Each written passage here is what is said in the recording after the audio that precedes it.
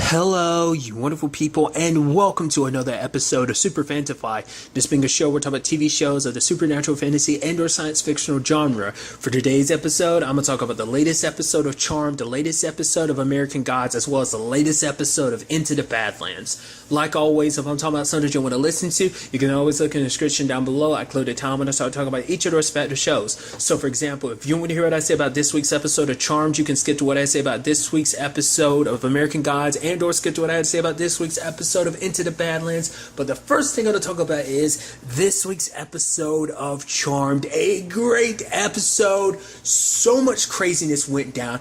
I wasn't sure how things were going to play. I was like, okay, so how Charity going to make her way out of this? It's like, oh, by erasing Macy's memory. This is a sadistic episode in a sense because it's like she keeps trying to wipe her memory over and over again to the point she's even trying to make Macy think like, oh, I'm demonic, I'm the one, I'm losing, this is all happening because my demon side is slipping more and more. And it's also like a dead giveaways effect. This Charity was smiling a lot this episode. You never seen her smile that much in an episode, but it also added to this creepy element because she's putting up this big persona of just like, oh, everything's okay, got these big smiles and everything, while she's doing something so messed up. Literally, Macy is going crazy, and it's all because of her, because she's trying to cover up for the crime that she committed.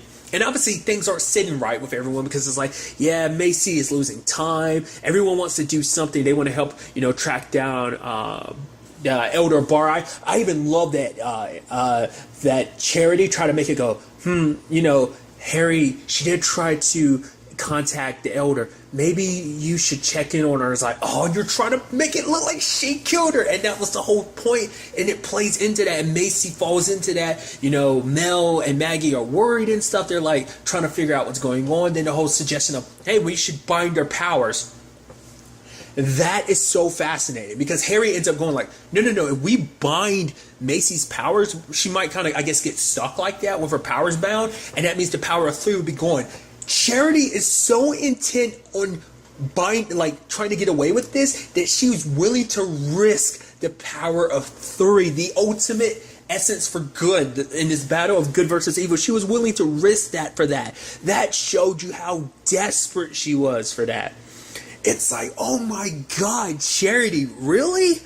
Because for her, like, she explains it later on because I was wondering, I was like, maybe it's just Macy's mind or something, but it's like because she's a charmed one, the memory wiping didn't stick. And that's why to be fair, Macy was super smart. She burned her arm, she hid the needle, all for the purposes of giving herself just in case, because she's been around Harry long enough to know, like, oh, she sees a mind wipe coming, especially when she's like, oh, you won't remember this. So she made sure there was things there to trigger her memories, which they do later on. But obviously, Charity was there most of the times to add context to be like, oh, it's this and it's that. Like I said, she was almost creepy. It's almost like a horror movie or like a psychological thriller of like a jump scare type of thing of like, man, every time you turn around, she's there, which is like, oh, she's so caring. But at the same time, like, we as an audience immediately get that creepy vibe of, ugh, she's around every corner. You have to be careful. But, to everyone else, it's just like, oh, she's so concerned. And it's so sad to do because it's like, oh, like, her and Harry are getting closer and everything, and it's just like, jeez, because Harry does, it's so sad. Then like, oh, let's go talk to Dr. Julia. No, you can't trust a human, a mortal who's got connections to a demon like that, covering her tracks even more. Luckily, Dr. Julia could help in the sense of telling, like, Mel and Maggie, it was like, oh, demons self-harming? Hell no. For her, it's almost kind of like they're such almost narcissistic bastards that they would never do that. But then again, she's pulling from the experience of Alistair. She even said, like, yeah, I'm sorry, I'm bringing my own baggage into this, but still. It would have been interesting to have gotten Jada's perspective on this, but nevertheless. But the truth finally does come out. She was literally getting to the point, she was like, you know what, I guess I have no choice. I was going to wipe your memory. I don't want to kill you. Because for her, it's like, we had this connection from the moment we met. It's like, by that point, you'd already murdered my mom. Like, what the hell are you even talking about? Which is so sad because for Charity, it's a situation of like, we were so like-minded and everything. It's like, oh yeah, once again, you murdered my mom. You're trying to screw with my memories so that you could try and erase this memory so you could get away with it. And she was ready to kill Macy if the others hadn't shown up in time. She would have probably framed some demon for it or something like that. And it's just like, gosh. And then, like, it's got to be even more heartbreaking for Harry because it's like, this is someone that he's had feelings for. Things kind of fell apart, but it's like, hey, we're back in each other's lives again. And it's like they literally just got together just recently, and it's just like now it's like I don't even know you, and it's like we finally understand why she did what she did. And it's kind of what I thought it was. I brought it up last episode, that conversation of like she had with Macy being like, oh, I finally understand, like the fact is that good and evil isn't as, you know, black and white as I thought it was. And now we got context. So I thought it was just like the whole like Marisol working with the Sarkana. I'm sure that lent itself to, that's probably what ended up pushing Marisol to probably do a lot of stuff that she ended up doing, maybe, but that wasn't it. It was purely because Macy was resurrected with demon blood. And for her, like, you know, in Charity's mind is like, no, that's evil. Like, a charmed one, yes, it's your daughters are charmed ones, that's fine. But the fact is, one of them is corrupted by evil. And, you know, because she looked at, after seeing, like, last week's episode with Macy, and the fact is that, like, oh, she wasn't the evil, that her demon powers even came in handy, her ability, her evil sight ability. So it kind of changed her mind to, like, well, and not even just that. It was more so, like, everything that went down with Medusa, that Medusa was like a victim in that situation, and it made her go, I guess not all evil is created the same. I thought like evil was this, but it's like you found another way and kind of proved me wrong. And that made her regret, because she was like, so that means this entire time she's been living with the fact is that she killed Marisol for the purpose of trying to stop her from awakening their powers, to keep Macy from becoming a charmed one. But her having that demon, that evil side, that demon side of her might end up being what helps tip the scales of good versus evil. Potentially, you never know. But that's so sad that, like, that's what this was all about. And end up finding out later on, it's not like all those other elders were corrupted. It's like, no, she killed them to cover up her original crime, because they found out. She's like, I tried to explain it to her, but they wouldn't listen. Holy crap. Like, I thought it was like, oh, like, she, once again, I thought it was like the good thing of like, oh, she went extreme good and like killed Marisol because she was the Zarkana, and these other people were crossing on. I thought that's what it is. It's like, no, you were killing people to cover up your crime. Jesus. And the crazy thing is, you even had Fiona show up that basically glow, because for her it's like, and still at the end of all of this, you're like, oh, I've been dreaming of this moment. She's like, Fiona's like, you've literally taken this moment and made it about yourself like everything else. It's like, you thought you were going to be the sister destined for greatness. It's like, but it turns out the one it is destined for greatness, it's me. I guess that's the flame keeper, that the vortex is meant for her. For what purposes, I don't know. I mean, to be fair, you don't know. Fiona might be bad too in a certain... So it seems like she's okay. I mean, she's a flame keeper and everything, but... this is going to strain the Charmed One's relationship with the elders, because it's like, yeah, like literally Charity was under their noses the entire time, and yet they did nothing and didn't know about it. Yet the Sarkana, you know, they haven't shown themselves to be evil. It's interesting too, because it, like, not only is this going to change their relationship with the elders, it's also probably going to make it so that like Mel might try and bring Maggie and Macy into their Sarkana, because it's like, yo, me and my sisters, we're with you. We can't trust the elders, not anymore. It's like, my sister, you know, got demon blood in her. It's like, we're, you know, well, you know, Macy's got demon blood in her. Maggie's dating a half demon. It's like, you know, the Sarkana's a little more open-minded with everything. So it's so interesting, because I don't remember the elders in the original Charm series being, like, they had their issues. They were kind of hoity-toity in certain regards, but I don't remember them being this messed up and corrupted. Like I said, because there are thoughts of like, oh, absolute good and stuff like that. Their perception on a lot of things. They weren't willing to kind of slide into the gray area in certain regards, which makes sense and everything. But I feel like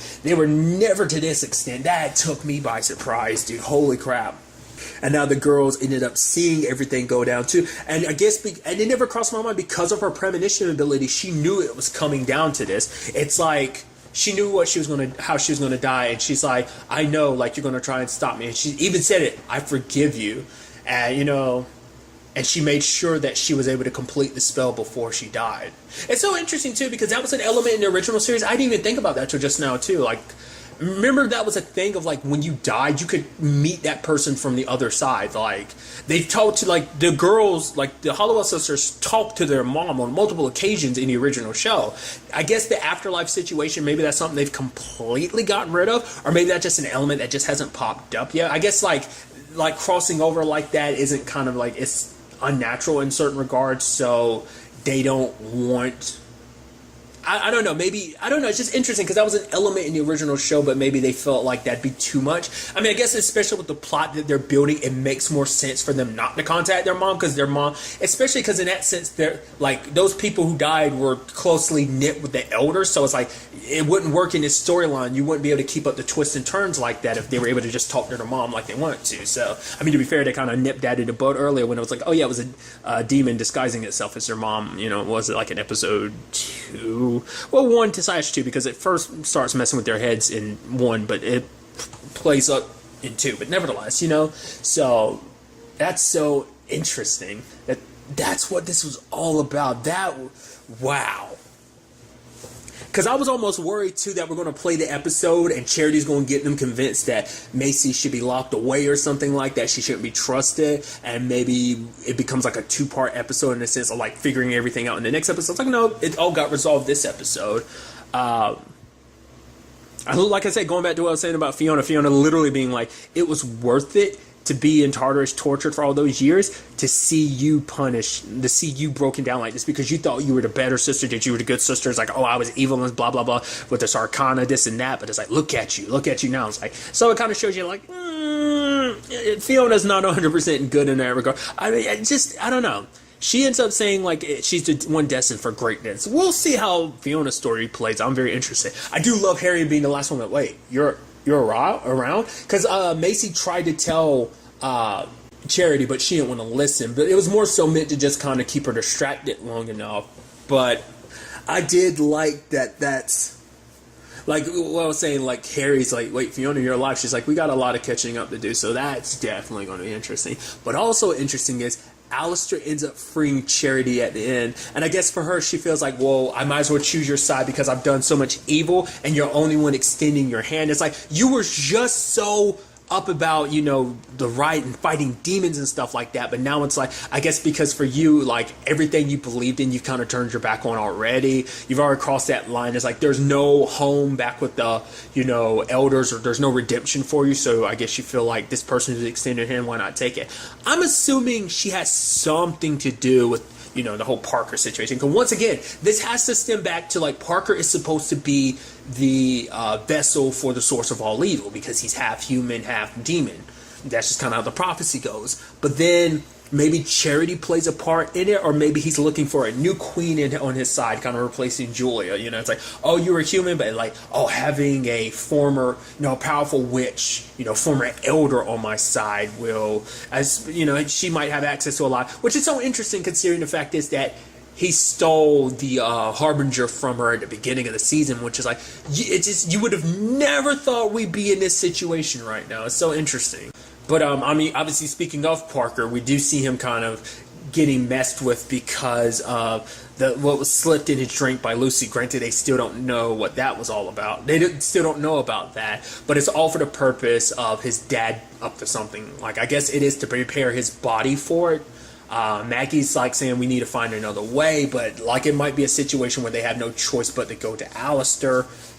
Dude, like I said, they're not going to trust the elders. None of them are. I'm sure Harry might be a little more trusting, maybe, but definitely Mel's. Mel's kind of anti, you know, them now. I'm sure Macy is too, because it's like, yeah, not only did one of them kill Mom, she killed other elders, and she tried to frame me and make me seem like I was crazy. And I'm sure Maggie will kind of back up that ploy too, but...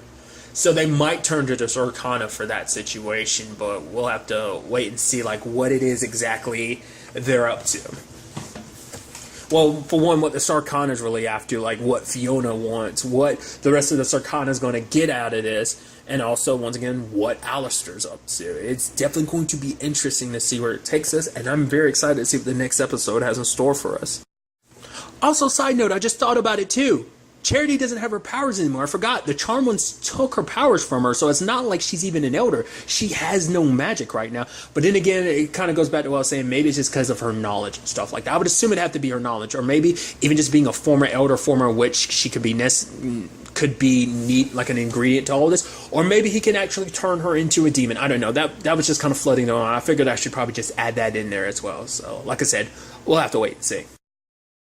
And now moving on to this week's episode of American Gods. A lot of interesting things went down in this episode, so let's break it down. I was so curious what was going to happen with the whole Wednesday situation. I thought like the whole point was like, oh, I'm going to show up here and save Shadow, like get the recognition for it. Like, oh, I came to save you, Shadow, my boy. But it doesn't seem like that's necessarily his point. It seems he wants Shadow to go down a certain path so that he can, it's like, the road he needs to go down, you know, is the one he needs to go down, even if it turns out to be like the longest path. It's so interesting because he takes Laura and Mads away from the situation. Side note, Laura being legless and armless like that, well, at least one arm. Mads did say he was doing it for her sake, so it's interesting.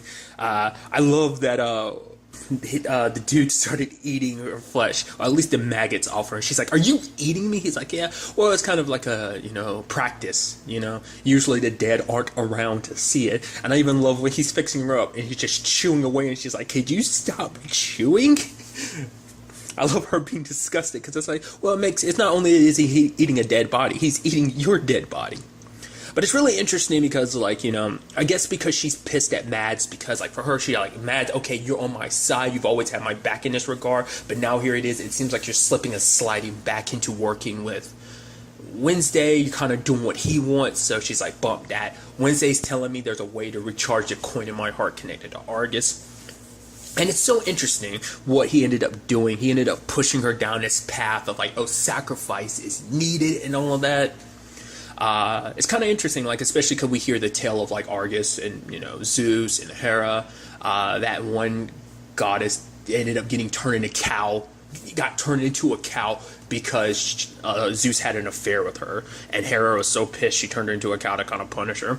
And then Zeus killed Argus, and then she resurrected Argus. Gods have their own little complicated game. This show loves kind of reminding you of that.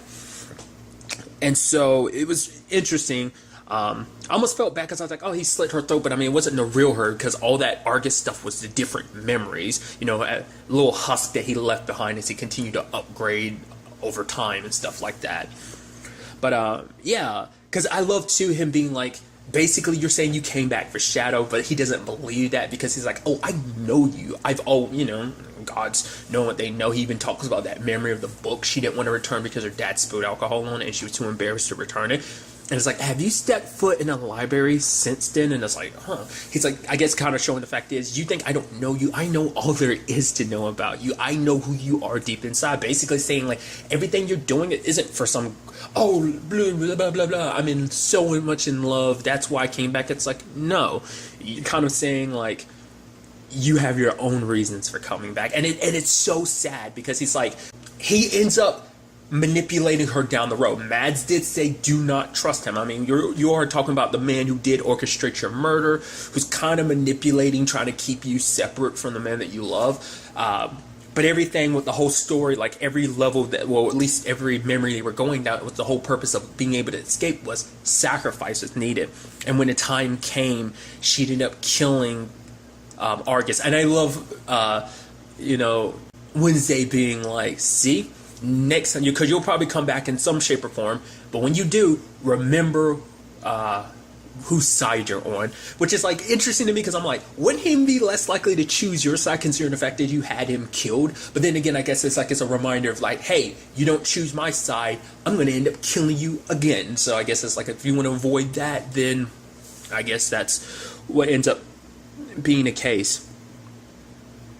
But once again, the whole message is sacrifice, change requires sacrifice. Like the woman was able to go back to being a goddess, like having a humanoid form after being killed, because, you know, which is sad that, you know, it's like to get back to what you were, sacrifice would have to be made. And same thing in Laura's case. It's like, hey, the magic from him ends up making her heart beat again. And I love the twisted game that Wednesday plays. It's like, oh no, you're not the same woman that Shadow fell in love with. The woman in front of him, this woman right here, is a woman who's willing to kill to get what she wants, to get that good old heart beating again. And it's like, dude, you manipulated her. She didn't want to do this. She knew you were manipulating her.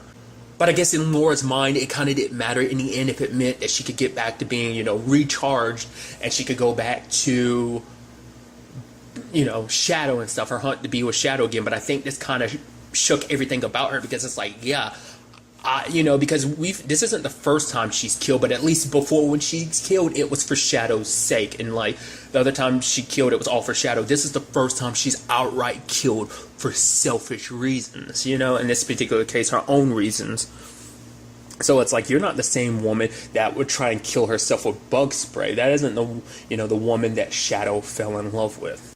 And I love him twisting it, being like, oh man, happy ending. Oh, how I love happy endings. Because for her, her faith was in Shadow. That's the only thing that kind of kept her going. But now that's, I'm sure, become rocky, and now she has to live with the fact is like, I did this, and if Shadow finds out, he'll never love, because that was her biggest fear, because she didn't, like I brought up last episode, Shadow looked at her in a different way, because even he said, I wanted to have faith in you, and I guess you could make the argument all of this is going to make his faith in her shaky, potentially. It's actually kind of sad, because you didn't even see him, I mean, who says he didn't, but he didn't look for Laura when it was all said and done. It's kind of sad. Like I said, he could have, but we don't know.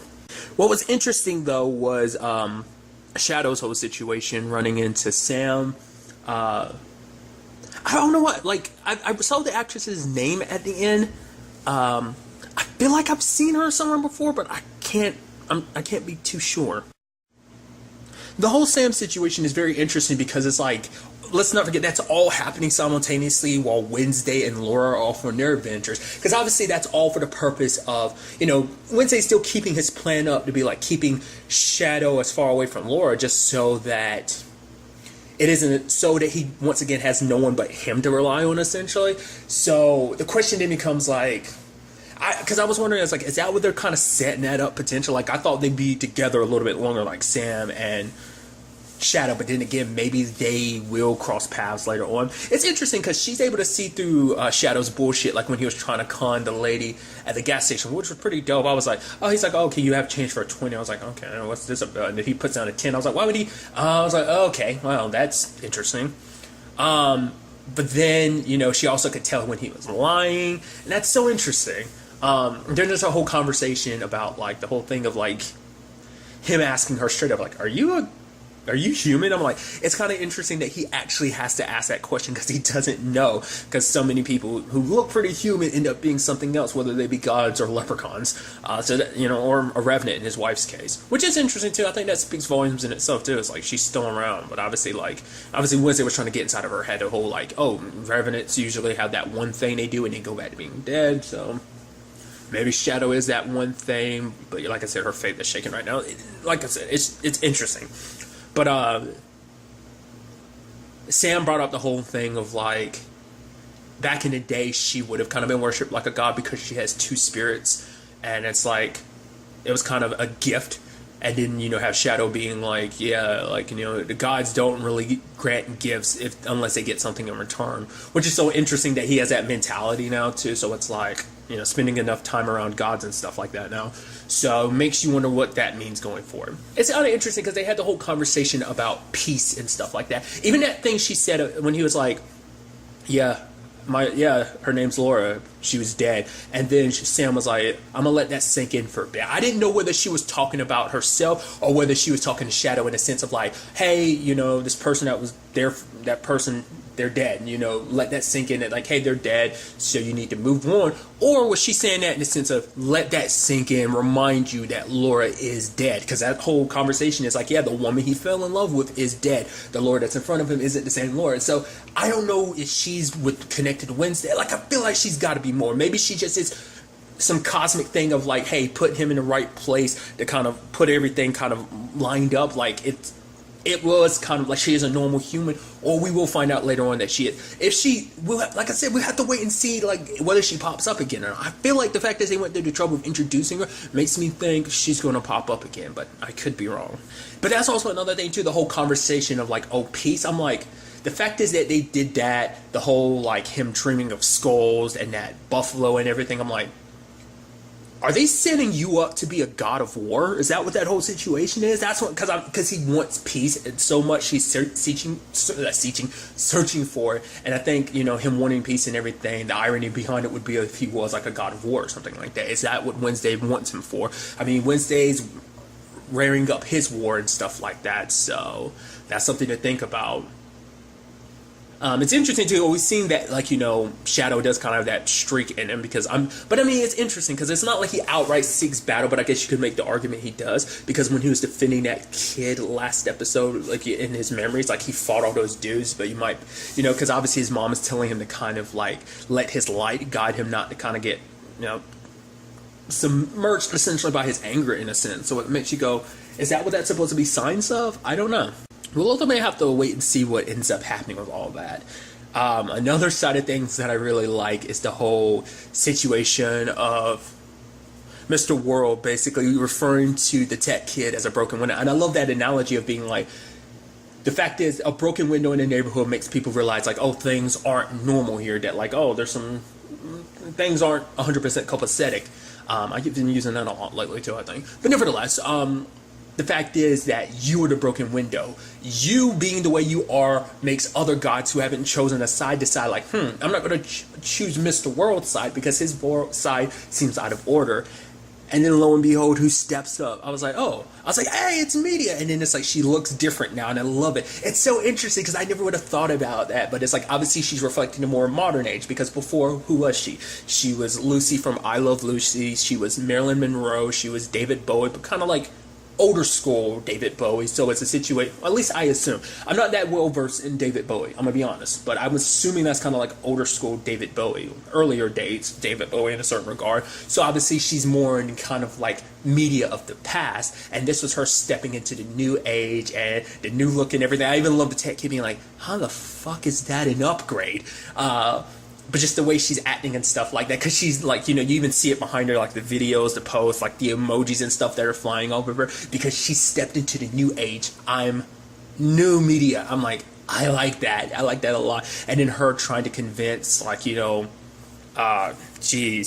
Argus that they should come together. She's like, who cares what Mr. World wants? And Tech Kid is like, what the fuck is going on? And then proceeding to be some stuff going on that you're like, what the fuck is going on? It's like, I was like, what? This is so weird. But I guess for her, it's like a situation of she wanted to get what she wanted.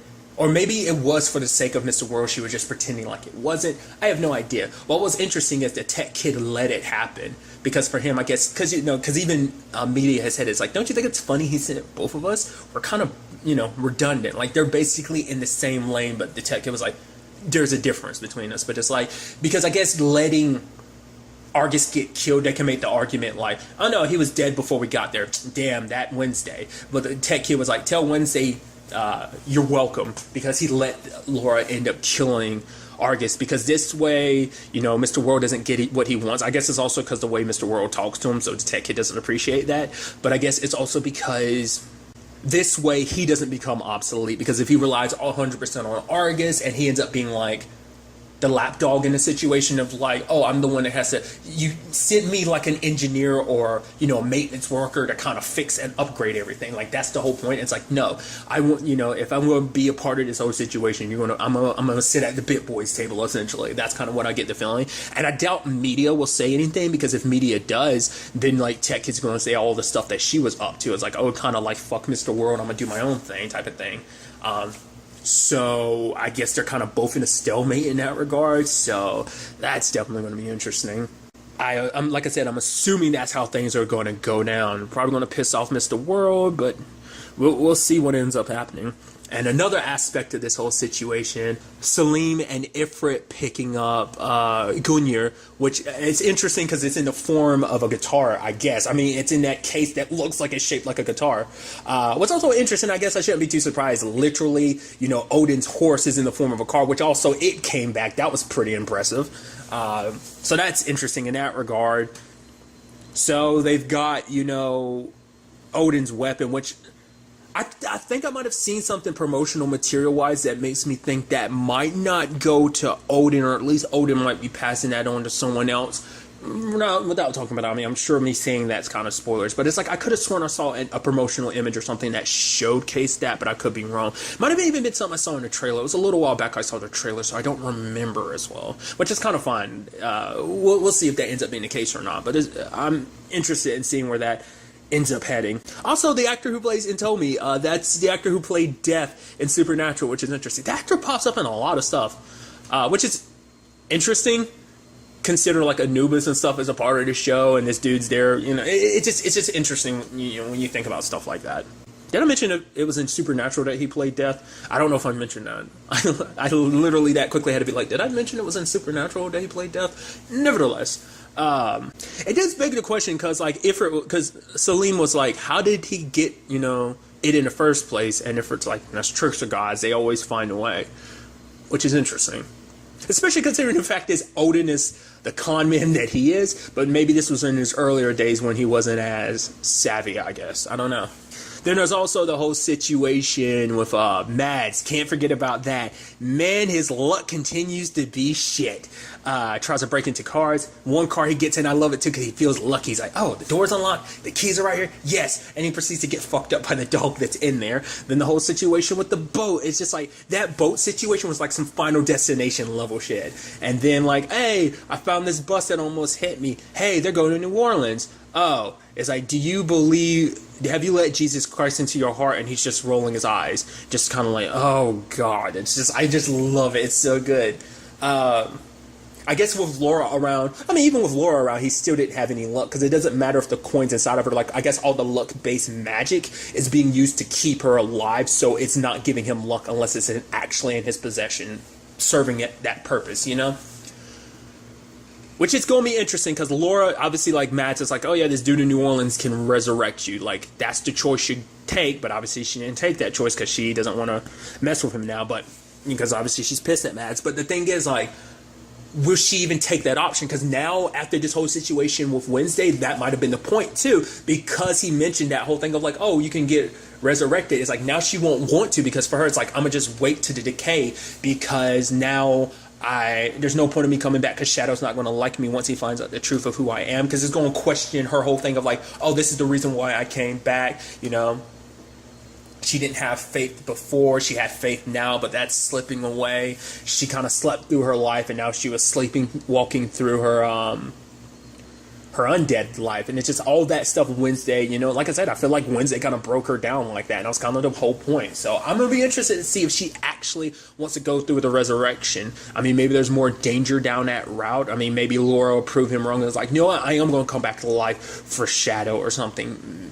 Maybe that's the whole point. I don't know. That's the thing. We don't know what Wednesday's up to. It's interesting, too, because he's even telling Shadow when he shows up, it's like, when it's all said and done, like, if you wake up in the morning and don't feel like $1,000,000, you can take Betty and go, and it's like, the fact is you're saying that makes me go, you're 100% sure he's going to stay. That the fact is you're willing to take a gamble like that, it's like, okay.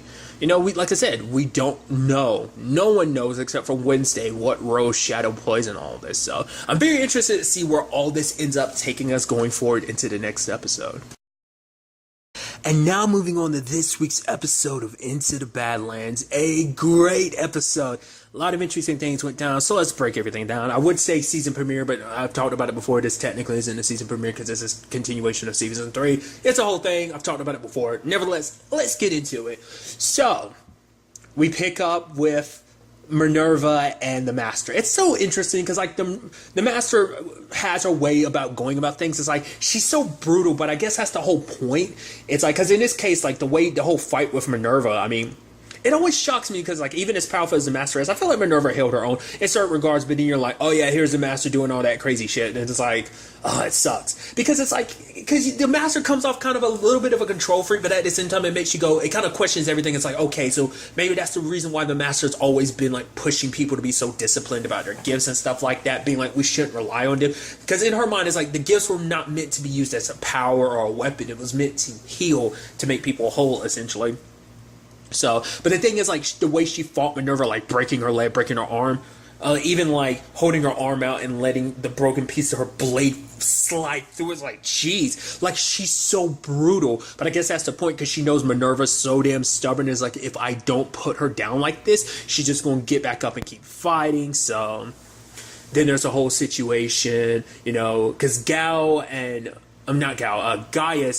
and Tilda don't know what happened to her. We see that Chow got away. She just ended up like dressing herself kind of like a commoner or a cog to get away. But that's definitely going to be interesting when, I mean, I'm wondering, given it, well, because the only thing that's going to keep them from killing her is the fact that she knows where Minerva is, so she might play to her advantage. She is on the run, though. The war is currently at a stalemate. Even had guys being like, no, we're not going to kill these people. We're going to take them as prisoners of war, because it's like, if we go out just brutally showing no mercy, that's what the whole Chow family was built on, was no mercy. So many people are all about no mercy, and what that does, it begets more and more violence. It causes more and more issues. If we go down that route, we're no different than them, so guys would know firsthand. He knows the cruelty that is his family and all that. So there's that. Lydia and Nathaniel, both of them are okay, so that's good, because you're kind of worried for Lydia for a moment there, but it's like, okay, now Lydia, is going to be having the lead while Minerva's out of the picture, but it's like, hey, Lydia kind of had been preparing for this, but she didn't want it to be like this, because it's like, for her, it's like, if Minerva hasn't taken care of Chow, that means that this war is still going to rage on until she's dealt with. So that's why I'm like, Gaius would want to kill his sister, but maybe there would still be hesitation, but at the same time, there's still the whole aspect of she's the only one that knows what happened to Minerva, so she can use that to her advantage to be like, oh, I'm not going to tell you anything, because I know the moment I do, you're just going to kill me or lock me up. We'll see on that front. I did like, though, that Minerva's because obviously, like, the master is like, oh, you need to gather up an army. Like, they need some warriors to kind of fight this war against what Pilgrims, set in motion. And what's so interesting is that when it's all said and done, Minerva wants her gift back. And it's like, will she even get it when it's all said and done? I don't know. I wonder what she plans on doing if she does get her gift back, because obviously this is all, she's kind of planned around this to not having her gift, but I guess, like, if she has all that control and power, I think it could, it stems from the fact is for such a long time Minerva, because obviously at one point in time she was a cog, and then she was baroness to a baron who was a literal piece of shit.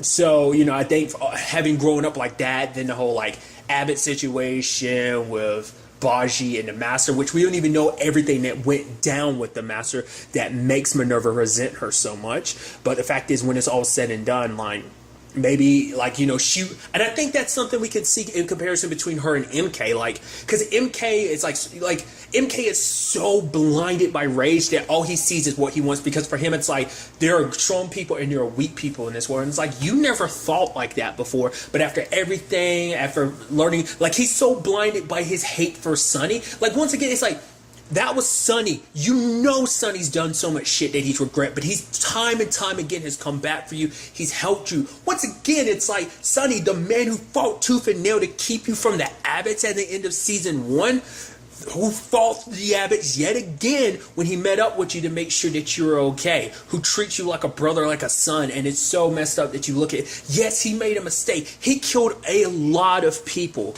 and this world he lives in has already cost him a lot. It cost him the woman that he loves, and he has to make sure he's a better man for his son's sake, and it's just sad that MK still can't see that. And it's almost like, to the point, MK is almost like, no, I want this power, because it's like, it'll make me strong. Like, it seems like, he's so scared of being weak that he's willing to hold on to this power and believe everything that Pilgrim says, even though you've seen what Pilgrim would do to you. Like, once again, the whole Castor situation, that's why Nyx's belief in him is wavering, which, Baji plays into. But the point I was trying to make is that I think they're both in that same regard of, like, they want their powers to make, because they both felt so weak for so long, so much was taken from them, that they want that so they can feel powerful again, And it's so interesting, the parallels between them. I mean, I guess, because Minerva was always pushing MK.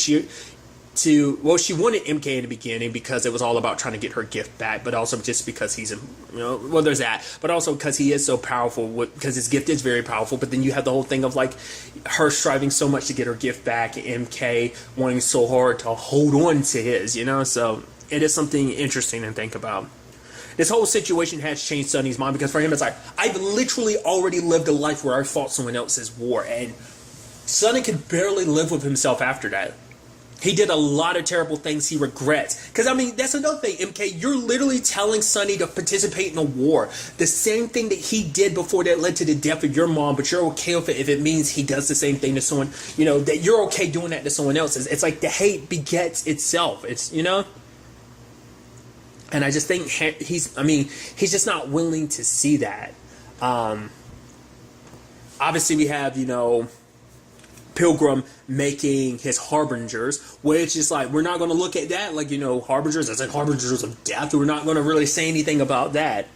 But like I said, Sunny doesn't want to have anything to do with this war. It's like, I want to take my son, I want to take Baji. He's like, why take Baji? It's like, yeah, he made a mistake, but he has a good heart and all that. So, but Sunny realizes what he did. But for him, it's like, you understand the sacrifices he's willing to make for his son. And that's an interesting conversation that Nick's had with MK. It's like, the fact is, a father willing to do that to his son, like take his gift away from him to give him a normal life. And MK's like, there's no normal in this. And it said all that stuff about weak and strong. And it's so interesting. Like I said, because with more and more time passed, I mean, like her faith started to waver the moment she found out Pilgrim killed Castor, you know? And I'm surprised that she hasn't just straight up like bailed ship, because I guess she knows that if she does, especially now, Pilgrim's going to cut her down. Hell, you might even have MK. Like, I think if MK's put in a position where it's like Nyx is no longer on our side, you have to put her down, I think that's going to change everything for MK. That might be what sways him, because it might be a situation where, wait, this is someone I care about now. It's like, wait, you're telling me to do that? No. You know, it's like, oh, she can no longer be convinced. It's one thing when the person that's doing the betraying is Sunny, because in your mind you're like, oh, he betrays. It's like, once again, all that Sunny's ever done, try to make up for his past, be a better person. He's done so much for you. You know, and it just seems like you're like, oh, always like, oh, he's going to betray people and stuff like that. It's crazy. You know, it always kind of bugs me that, like, even like during the first half of the season, it bugged me that MK looked at Sunny like that. It's like, are you shitting me? All he's done? You know? Like I said, I get it. He killed your mom. It's an unforgivable thing, but at the same time, he's paid the price. You know, he lost Vale. His son will never have his mom in his life. He'll never have Vale in his life. The reason he fought tooth and nail was for love, and the person he loved is gone. So I think the scales are balanced. But but that's the thing. That's something Sunny had said last season too. Like, our debts are never paid. You know, some debts are never paid in that regard. You know, so this is just one of those. Like, MK's not going to be satisfied until Sunny dies. But even then, I think if Sunny did die by his hand, he'd live to regret it. You know, there would be a part of him that, I think that's what pisses him off most, because I think there is a part of him that still cares about Sunny, and he's at conflict with himself. That's how I chalk it up. But maybe it is just pure unadulterated rage. Then there's the whole thing of Baji being put up against one of the Harbingers. It's a little like things look bad. I was like, yo, Sunny's about to make a move, but your boy Baji got rid of his gift and snapped his neck and was like, yo, you're not the only one that can get rid of the gift, control the gift too, you bastard. He can do it with words and stuff like that, but that's all because that's his purpose in all of this, to manipulate and control the gift. Obviously, Sunny has, like, I wonder, like, I mean, because obviously it seems like basically Sunny had all the data of what is the Dark Ones. Like, he carried it as a catalyst. Now that it's kind of all been removed from him and now it's put into Pilgrim, is there any remnants of it left inside of his DNA, or was it all ripped out? Much like it was, like, from Henry, like the Dark One in him. So let's not forget, the Dark One inside of Henry is super powerful. We might see a situation where it's like the gift wasn't completely removing, that there might be a little smidge of it left, like as powerful as it was, maybe it can't be removed, or maybe it is completely gone, and that's the gift that Pilgrim ended up getting, a gift that strong, you know? Much like MK's gift was super strong, so maybe it's the same thing. Obviously, this whole situation gets Pilgrim pissed off. I think the Baji thing pisses him off more because it contradicts the fact is that he isn't the only one who can control the Dark One gift. Like, Baji, obviously, like, the Abbots all know how to do it too, but it kind of makes it seem like he isn't that special. He's still special in certain regards because he can control it the way he does, but only the Abbots really know how to like subside and shut down a gift like that. So, but like I said, it just questions his authority and his power and stuff like that. So then you had, you know, him trying to destroy the machines. I mean, he did enough damage, but I don't know if it was enough to stop everything. To be fair, he also had like the watches on him, not less, you know, MK took those off of him or Sunny hid them somewhere else. But, you know, the fact that, because MK, it's like, the fact of the matter is all the people he cares about are here. Like, once again, he's so consumed by rage that I think for him, he's been, because he lost his mom, like remembering that, like Sunny, the person he thought of that was his family, took his mom away. That broke him to the point now, like, all he's consumed by is the fact is like, no, this new family will never betray me. It doesn't matter. Like, the people that were there you once cared about, but I guess for him it's like Tilda doesn't count anymore because she's with Minerva. Screw Minerva. Like, I think Sunny and Baji might be the only people he cared about left in this world with Tilda, and now all three of them are on his shit list. So it's like, what's left, you know? And it's such a shame that he kind of looks at things that way. But then, like, Pilgrim versus Sunny putting up a good damn fight. He's like, you don't have the killer inside of you. Because it's so interesting, because, like, for him, it's like, Pilgrim's like, you made me the way I am because you were brutal. You were brutal to me back then. I despised it at the time when we fought and trained. But it's like, I appreciate it now because I realize all of that was you preparing me for who I am right now. What I needed to be in this position right now, you know? So once again, it's like, we're committing this war so that we can find peace at the end of it all. But it's like, how many people have to die, you know? And it's like, those who don't align with you will be struck down. It's like, how's that really all that peaceful? But it's like, Azra, for him, it's like, this is our destiny. This is what we're meant to be. But Sunny doesn't want to do that anymore because that's not who he is. Maybe if this was Sunny from season 1, before he met MK and everything changed, then yeah. Because that Sunny only cared about power and position. This Sunny, after all he's done, all that he's lost, he doesn't see things that way anymore. You know, he even tried to get to the priestess to try and, I guess, use her as leverage. But, like, lo and behold, Pilgrim got to him first and messed him up bad. He's, like, pleading with him. He's like, don't do this, brother. And he's like, my brother's dead, essentially. And it's just...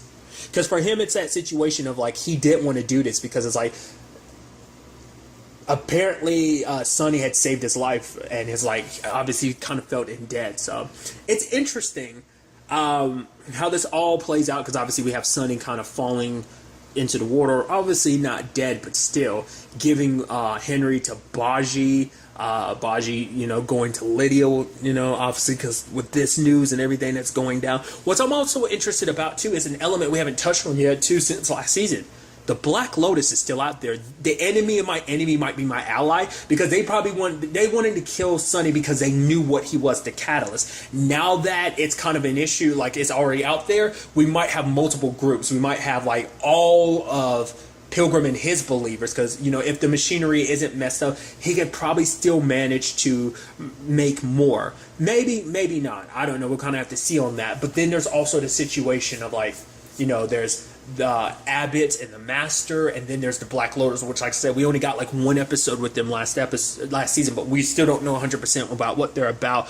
But I'm assuming they're warriors meant to stop this. There's also the whole element of Sunny's sister. We're going to see if we're going to dive into that at all. I wonder will Azra really kind of, like, that past, will it kind of just be mentioned to, like located to just being like, oh, we don't get to look into that past. Because if you don't know, like, obviously this is the last 8 episodes of the show.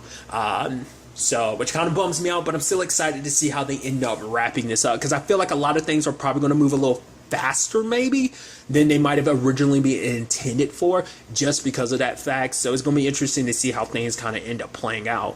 I'm interested, like, because I brought up earlier, like, the Master was like, oh, we're going to need warriors. I'm wondering, are they going to be in a situation where it's just going to be like those regular warriors against these Dark Ones, or are other people on the good side of things potentially going to get, you know, Dark One abilities? Like, are we going to see, like, Moon or Tilda or Gaius with one? I mean, Minerva's not going to get hers back until the end, so it probably won't be that situation. I wonder who's going to be the changing tide in this. Will it be MK switching sides? Will it be Sunny that kind of puts an end to this? I feel like it has to be him, especially because him and Pilgrim are kind of two sides of the same coin. They are the necessary situation, you know what I mean? They're kind of like, each one is half of all of this. I mean, Sunny's kind of served his purposes as a catalyst, so that kind of, now I'm sitting here thinking about it, it's like, yeah, like, because that was the whole point, like, the priestess is like, if need be, you can take care of him because he's already served his purpose as a catalyst, so he's not needed anymore. But still, it's going to be interesting to see what happens. I didn't notice until I looked it up earlier, but there is also a new episode tomorrow. Geez, sorry. Well, today at the time of me recording this. Tonight specifically. So do keep that in mind. Obviously, check your local listings for, time. But do keep that in mind. There is an episode tonight, Monday, at the time of you listening to this recording. I know I made that so confusing, so I do apologize. But I'm very interested to see what the next episode has in store for us. But really, that's all I want to talk about. Till the next time we meet, be happy, be safe, live life to the fullest, and enjoy it. Good day, and goodbye.